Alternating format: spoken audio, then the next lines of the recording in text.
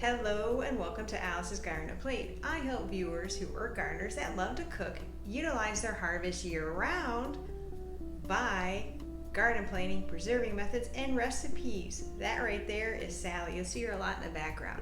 She's my supervisor, making sure there's some quality assurance around here. In today's episode, I'm going to be making New England clam chowder that's actually dairy-free and lactose-free, but tastes like the real good stuff. What I'm utilizing from the harvest that makes it year-round is my Santa Maria seasoning, which is 4 things.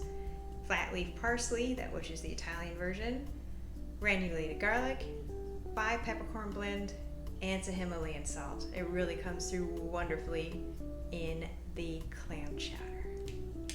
This New England clam chowder recipe is dairy and lactose free. Heavily salt your potatoes so they're seasoned well. Boil for only 5 minutes. Sift out the clam juice because you're going to be using that later. Cool the potatoes down in ice cold water. Shallots are a wonderful substitute for onions because they're not as potent in flavor and complement everything wonderfully. Add in the celery after the shallots have become translucent. Deglaze with the clam juice, so therefore you get all the flavoring.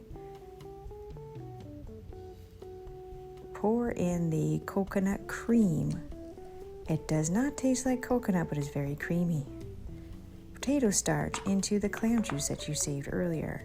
This will help thicken up your soup to the right consistency that is a very Maine style clam chowder. Pour in half of the clam juice and potato starch. Mix till well combined. Add the half and half into the clam juice that has the potato starch and whisk well. Then you are going to pour it into your chowder. It is important to check the consistency of your soup throughout the recipe because you want it a little thicker, almost just under a bisque texture. It is perfect for New England style.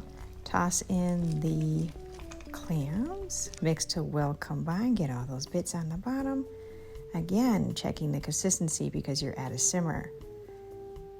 Toss in the potatoes once you have met that and right before you're going to serve.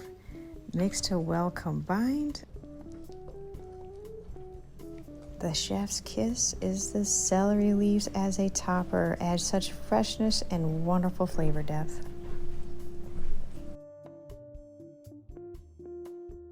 If you enjoyed today's episode, click that like button so therefore the algorithm will work in your favor. By subscribing to the channel, you will be notified of new content. Thank you very much for viewing.